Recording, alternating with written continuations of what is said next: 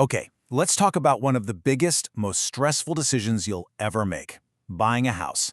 We're always told to go for our absolute dream house, right?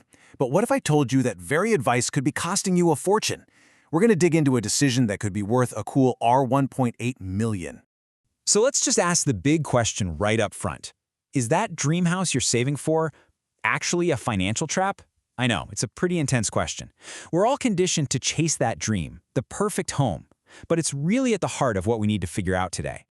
I mean, think about it. When you're looking for a home loan, what's the standard advice? Get pre-approved for the absolute maximum the bank says you can have. That number they give you, it suddenly becomes your budget, your target. It's just what everybody does. But here's where things get really interesting. Check out this quote. The idea that a massive mortgage isn't a reward for your hard work, but a prison sentence for your career. Wow. When you're chained to a huge payment every month, you can get stuck. You can't take that career risk or start that business you've been dreaming of. It really just limits your freedom. So if buying the biggest, best house is a potential trap, what do you do instead? Well, there's this strategy called the second best house strategy.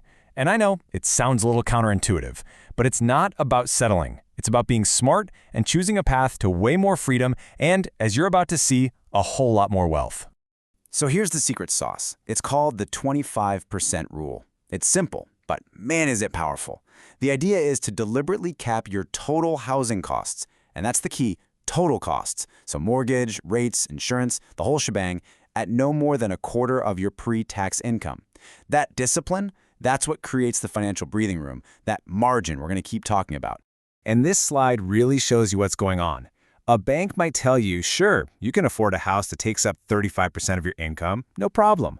But this wealth-building strategy says, nope, we're sticking to 25%. And that 10% gap you see right there, that is your secret weapon. That's where all the magic happens. So let's talk about the payoff. We've created this margin, this 10% difference. But what does that actually do for you over the long haul? Well, the result is pretty staggering, and it all comes from making that one different choice at the very beginning. And here it is, the big number. Over 30 years, just by choosing that second best house and sticking to the 25% rule, that financial margin, the cash you aren't pouring into your house every month, has the potential to grow into an extra R1.8 million. It's not a lottery ticket, it's just math. It's what happens when you consistently invest that difference. So how in the world do you get there? This timeline lays it out perfectly. In year 1, you just make the choice. You buy the more affordable home and create that margin. Then you invest that difference month after month. Around year 15, something amazing starts to happen. It's called compounding.